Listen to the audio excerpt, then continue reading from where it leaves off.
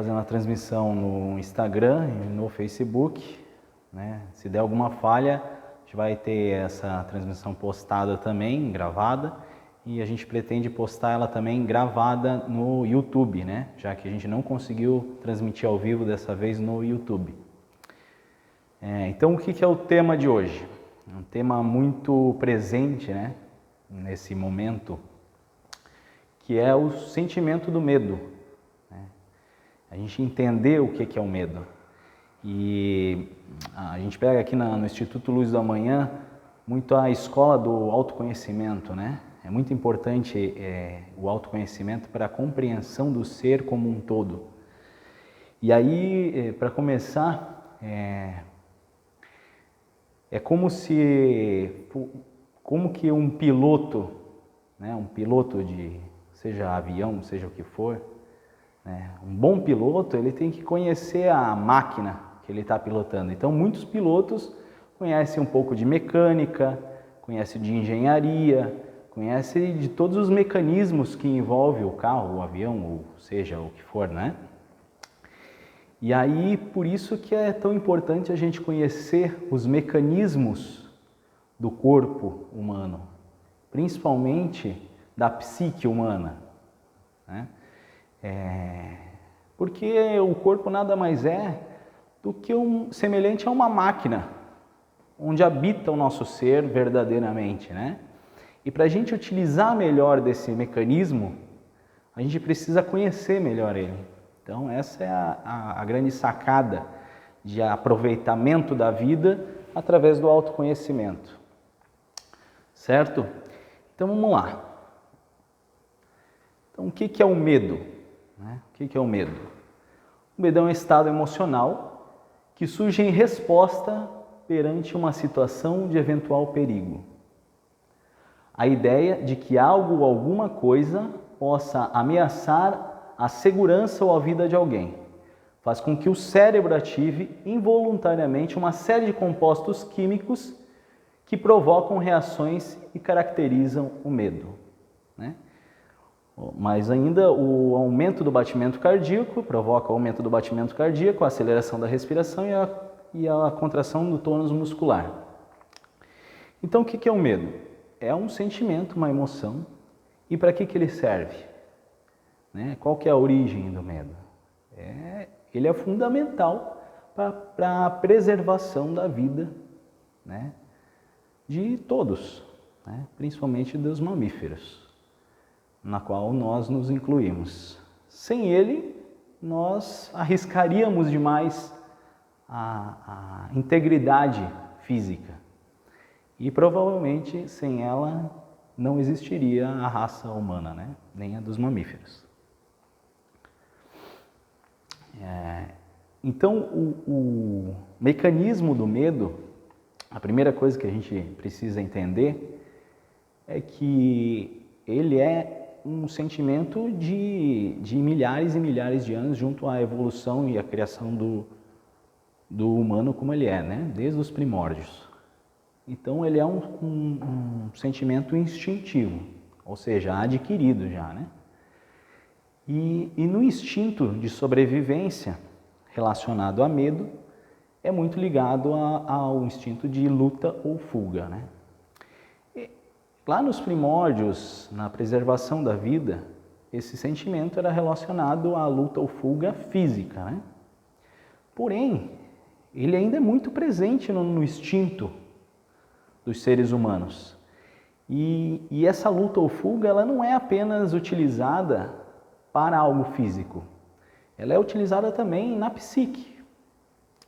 Então, todos nós temos medos, angústias, situações a serem resolvidas. E esse mecanismo de luta ou fuga ele é utilizado também no nosso dia a dia. Então, quando a gente tem uma situação a ser resolvida, a gente pode se preparar, resolver a situação passo a passo, criar uma estratégia, etc. Ou a gente pode ter uma fuga, né? Que é fugir do problema, o que é mais comum na maioria das pessoas, né? Então, essa é uma situação de medo. E eu botei ali, não sei se você percebeu, um leão correndo atrás de uma zebra, né? No caso, a zebra ali, logicamente, é mais para mostrar que a zebra não tinha a consciência que nós temos de criar um mecanismo, um aparato, para resolver o problema dela, que era correr do leão, né? Ela está em cima de uma moto e tal. Mas a consciência trouxe isso ao ser humano. Então a gente pode montar uma estratégia para resolver os nossos problemas. O que também é muito importante falar é que numa situação como a atual, né, numa pandemia e de diversos problemas que são incomuns ao cotidiano das nossas vivências, né, cria uma grande ansiedade em nós seres humanos, né? E um medo intrínseco muito forte, pelo fato da gente não ter a mesma perspectiva de futuro como era antes, né? A gente não sabe realmente o que pode acontecer, o que pode vir a acontecer, como era antes da pandemia ou antes da própria agitação humana, né? Do estresse humano. Então, tudo isso causa muitas patologias no âmbito psicológico, né? Como a gente sabe que vem aumentando a cada ano assustadoramente, assim como síndromes, suicídios e assim por diante. Então, a primeira formação do cérebro humano diz muito sobre essa questão do comportamento humano. Então, o primeiro cérebro, né, os primeiros hominídeos, o primeiro cérebro a ser formado era o cérebro reptiliano, que tinha muito a ver com a parte física, de equilíbrio, de respiração, toda essa parte básica, né?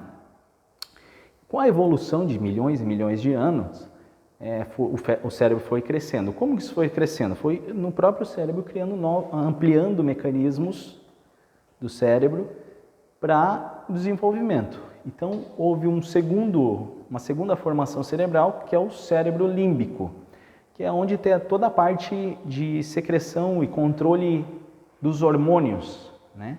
Que controlam todo o nosso aspecto emocional e comportamental, né? Essa é uma parte muito importante, porque é justamente aí que está o mecanismo mais forte da emoção do medo, né?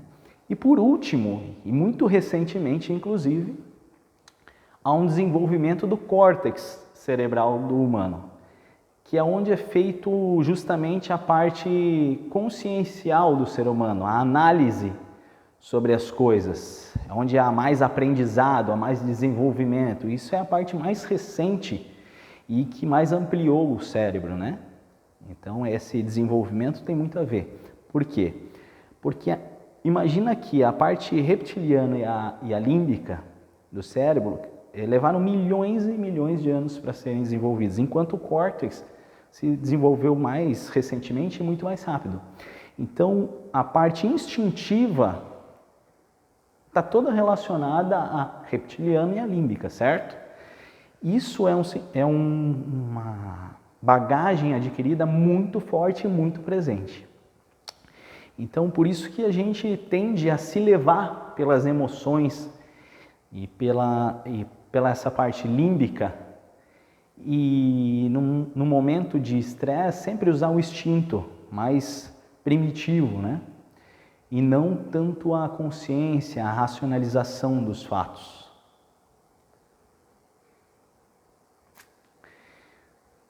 E aí isso aqui é um esqueminha que eu montei para a gente entender melhor como que funciona esse medo, né? Então, a gente tem um subconsciente na parapsicologia, onde nada mais é do que todo o arquivo. Então, o subconsciente, que está logo abaixo do consciente, vamos dizer assim, né?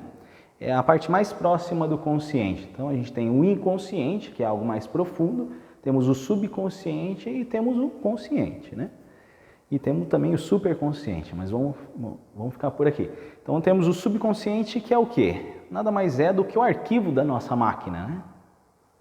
Ali está todas as experiências, todas as vivências, todos os aprendizados, né? E como funciona a mente, né?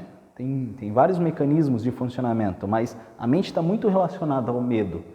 Como funciona a mente com relação ao subconsciente? Então, toda a ação da mente é baseada o quê? No nosso arquivo de informações, vivências, experiências, certo? E toda a bagagem também do nosso DNA de milhões e milhões de anos de evolução também, né? Aí entrando já mais no inconsciente, mas a mente age como? Então toda vez que a gente tem algo novo, né? Alguma coisa nova para a gente fazer, algum momento que a gente nunca viveu antes, gera uma ansiedade, gera uma insegurança, certo? E aí, o que a mente faz? Ela usa todas as experiências de forma negativa. Então, ela cria as piores possibilidades possíveis do que provavelmente irá acontecer, né? Por exemplo, né? Num estado de pandemia, como a gente está, vamos dizer assim, a gente vai pensar o quê? Nas piores possibilidades possíveis, né? Ou vamos trazer algo mais cotidiano, né? Como, por exemplo, até que já aconteceu aqui, lembrei de um fato. A gente teve um evento e estava todo mundo no chão, aqui nesse ambiente mesmo, né? No Instituto. E alguém viu uma aranha, né? No chão. Só que a aranha sumiu, certo? E aí, o que a mente vai fazer? Principalmente para quem tem medo de aranha, que pode vir de algum trauma embutido no subconsciente. Mas o que a mente vai fazer? Vai criar a pior possibilidade possível, é de que eu estou ali distraído e a aranha vai me picar e eu vou ficar ansioso com essa situação e não vou me concentrar em outras coisas e vou criar aquela possibilidade que aquilo vai gerando uma ansiedade e tal. E aí, de repente, essa aranha não era uma aranha, era um pedacinho de folha ali que bateu um vento e levou e de repente passou tempo ali raciocinando sobre isso e não era nada daquilo que poderia acontecer. Mas por que a mente faz isso, né? Ou senão também tem uma história que Buda conta que o rapaz foi dormir, né? E ele viu uma cobra na janela lá. De vez em quando, dependendo como batia a luz, ele via a cobra na janela. E ele passou a noite toda sem conseguir dormir, com insônia, preocupado em ser picado pela cobra. E aí, de manhã, começou a amanhecer o dia, e aí o sol começou a nascer, e ele percebeu que não era uma cobra, era um pedaço de tronco fazendo sombra na janela. E ele passou a noite inteira achando que ia ser picado pela cobra. É mais ou menos assim que age a mente e gera um medo, né? Ela cria uma pior possibilidade possível para quê? Para preservar a vida, né? E não só a vida física, para preservar algum aspecto emocional também, alguma frustração emocional também. Então ela já pensa a pior possibilidade possível para se preparar, para se caso aquilo acontecer, ela já está preparada. Só que o que acontece? Isso em desequilíbrio pode gerar uma patologia, né? Pode gerar um estado emocional patológico de que a pessoa começa a vivenciar a ação da mente, negativa da mente, com as piores possibilidades possíveis, sem aquilo acontecer. E mesmo ela vivenciando as piores possibilidades possíveis, não quer dizer que aquilo lá vá acontecer, porque na maioria das vezes não acontece, né? Mas é um estado de preservação, né, emocional e físico da mente, muito importante para a sobrevivência. Mas no autoconhecimento é muito importante que a gente conheça justamente esse mecanismo da mente para que a gente controle melhor, porque conhecendo a máquina, a gente consegue controlar e usar melhor ela, não é? Não é isso que a gente falou? Isso é em relação à mente e o medo, né?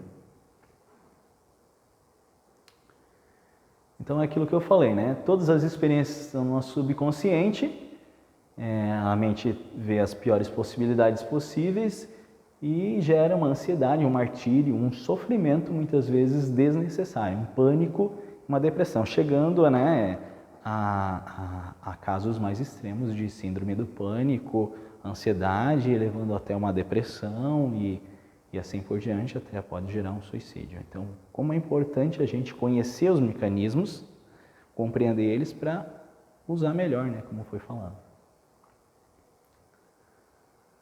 Então, falar um pouco sobre o foco da mente, né? Porque o medo, o que é? Ele nada mais é sinônimo da insegurança, né?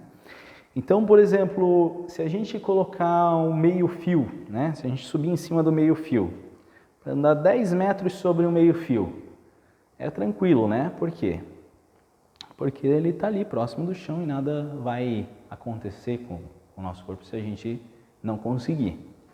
Agora, se a gente colocar esse meio-fio a uma altura de 5 metros, qual que é a diferença? É justamente a insegurança, né?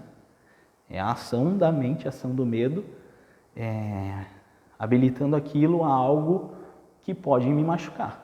Então, eu talvez não consiga fazer pela questão da insegurança. Se eu colocar isso a uma altura de 50 metros, a maioria das pessoas vai entrar num estado de paralisia, né? Então, além da luta e da fuga, a gente tem a paralisia, né? Por quê? Para preservar a vida, né? Então, o que muda aí? O que faz você conseguir alcançar os seus objetivos de algo novo, de sair da sua zona de conforto e almejar e conseguir os seus objetivos? É a mesma questão de andar em cima do muro, né? A autoconfiança é muito importante. Se você deixar um medo sobressair sobre a sua vida, ela cria uma paralisia ou uma fuga mesmo, né? E justamente é esse controle que causa o enfrentamento e você alcançar o seu objetivo. Então, né, tem ali a historinha do carro. Então, por exemplo, se alguém... como é que a gente ganha essa segurança? Né? Através de conhecimento, de experienciação, né, de autoconhecimento, né? Por exemplo, a pessoa que está aprendendo a dirigir, certo? Vai botar um carro aqui e tem uma avenida enorme, né? E coloca uma árvore no meio. Se a pessoa que está aprendendo a dirigir, ela é insegura com a nova situação. Se ela começar a olhar para a árvore fixamente e pensar, eu não posso bater nessa árvore, o foco da mente vai estar na árvore. Provavelmente há uma grande possibilidade de, mesmo com duas avenidas laterais e a árvore no meio, de a pessoa bater na árvore. E assim é o foco da nossa mente. A gente precisa focar no acerto e ver a possibilidade de erro como aprendizado e não perder o foco no nosso objetivo final, que é o acerto. Porque se a gente focar no que a mente está mostrando para nós, apenas no que a mente mostra para nós, a gente vai focar no erro, vai focar na pior possibilidade. E aí provavelmente isso vai acontecer. Porque o foco da mente, o foco do nosso pensamento está no lugar errado, está no erro, né? O erro é justamente para a gente se preservar e se preparar, mas não pode ser o foco. Pode passar até aparecer. Então, o que é a verdade? Ou o que é o antônimo, o contrário do medo, né? O contrário do medo, o que é? Não é a fé, né? Não é a autoconfiança, né? E o que é a fé? A fé é a certeza, né? É o foco no positivo. E para existir fé, é preciso existir verdade interna. Para existir verdade, você tem que ter um entendimento daquela verdade.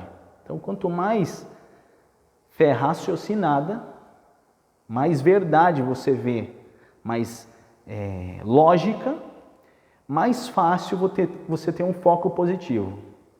Por isso que é importante o autoconhecimento, para entender os mecanismos, e é você entender, compreender melhor como funciona e ver mais verdade naquilo. Fica mais fácil você ter fé e crença e autoconfiança.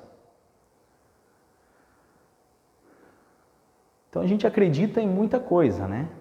Mas a prática é sempre mais difícil do que a teoria, né? Então quando a gente... Vê se já foi todo isso. Então quando a gente almeja... o que eu estou falando aqui? Um foco positivo, o foco tem que ser esse.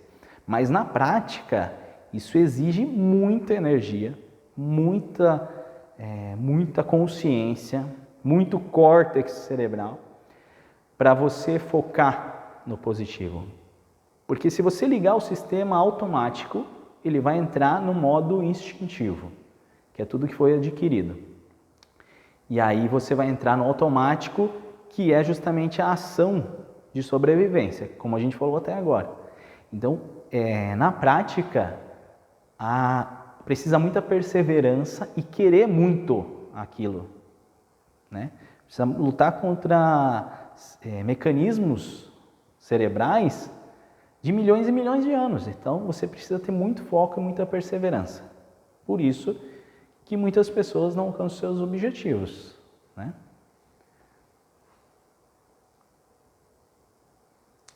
Então, trouxe duas frases muito importantes também, né? Uma é de Benjamin Disraeli. A melhor coisa que se pode fazer pelo próximo não é dividir com ele suas riquezas, mas revelar-lhe as dele, né?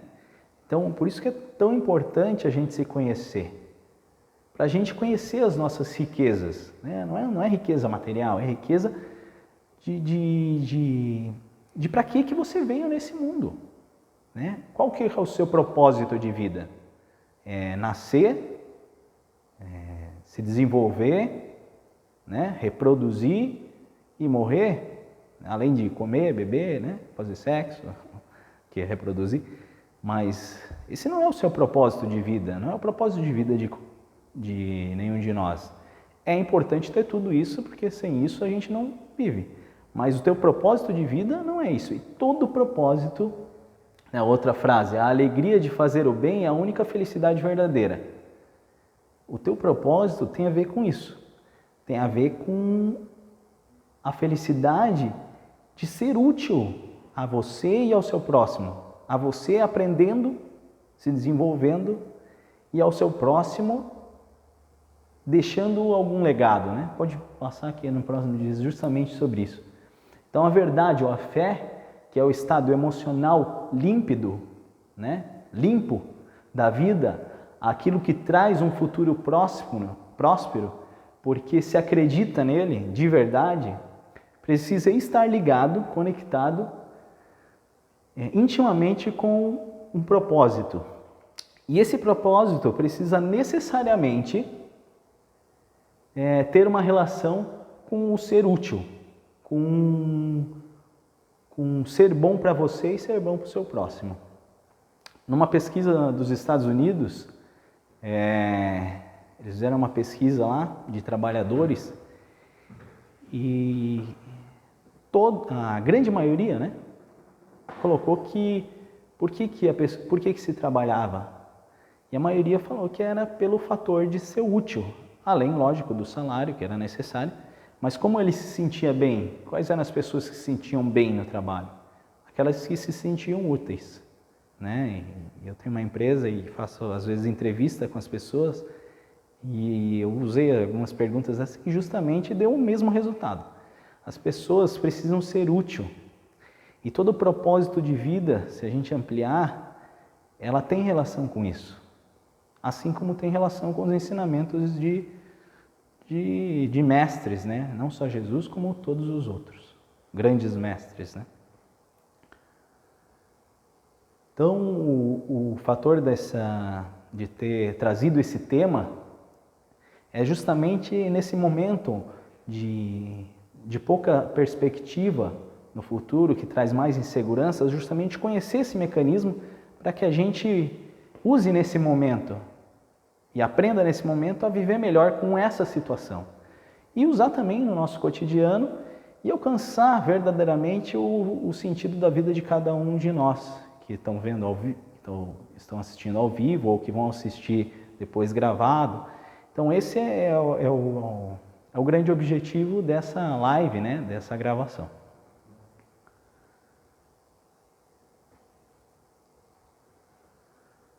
Então é isso. Teve alguma dúvida que o pessoal perguntou, alguma coisa? Não? Então espero que todos tenham uma ótima noite. Que seja muito útil esse conteúdo e que até a próxima, né? Muito obrigado, fiquem com Deus.